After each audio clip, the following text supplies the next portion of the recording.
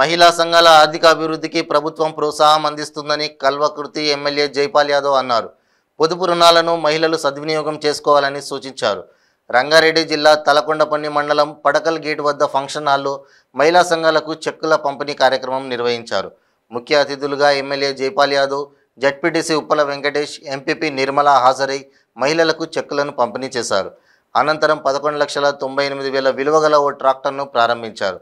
ఈ సందర్భంగా ఎమ్మెల్యే మాట్లాడుతూ మహిళా సంఘాలకు 18,97,00,000 చెక్కును పంపిణీ చేయడం జరిగిందని, మహిళా సాధికారిత సాధించేందుకు ప్రభుత్వం కృషి చేస్తోందని, తలకొండపల్లి మండలంలో 33 మహిళా సంఘాలకు ఈ ఆర్థిక ఏడాదిలో 23 కోట్ల బ్యాంకు రుణాలు పంపిణీ చేయాల్సి ఉండగా ఇప్పటి వరకు 18,97,00,000 పంపిణీ చేసినట్లు ఎమ్మెల్యే తెలిపారు.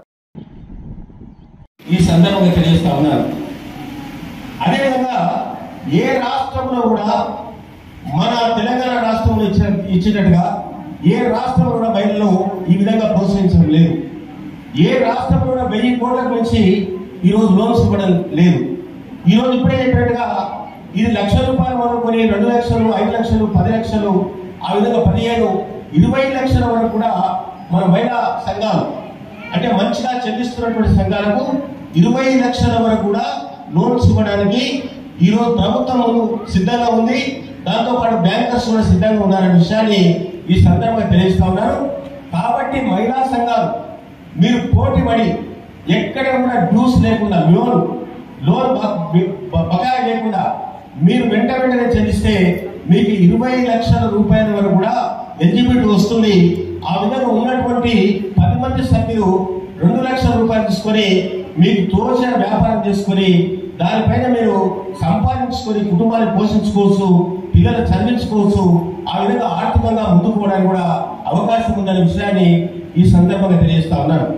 అయితే మన తెలంగాణ రాష్ట్రంలో ఎంత లోన్ ఇచ్చినప్పుడు కూడా కొలెక్టర్ సెక్యూరిటీ లేదు, ఏ తాకట్టు లేదు, జమరాత లేదు, ఏది లేదు. సంఘాల పనితీరుపైనే ఇలా సంఘాలు చెల్లించేటువంటి ఆ విధంగా ఏమైపోయినా ఆధారపడి ఉంది. కాబట్టి ఎవరు కూడా 1% కూడా బకాయి లేకుండా కట్టుకున్నట్టుంటే మరి మొన్ననే చెప్పాడు మన పిడి గారు, రంగారెడ్డి జిల్లాలో కర్తాల మండలం 2nd ప్లేస్ లో ఉందని, తలకొండపల్లి 1st ప్లేస్ రావడానికి మీరందరూ ప్రయత్నం చేస్తే మీ ప్రయత్నానికి మేమందరం కూడా సంపూర్ణంగా సహకరిస్తామని కూడా ఈ సందర్భంగా తెలియజేస్తా ఉన్నారు. అదేవిధంగా పెన్షన్ విషయం చెప్పడం జరిగింది. పెన్షన్ల విషయంలో ఈరోజు అందరికీ పెన్షన్ అవసరం. నిజంగా 50% మహిళలకు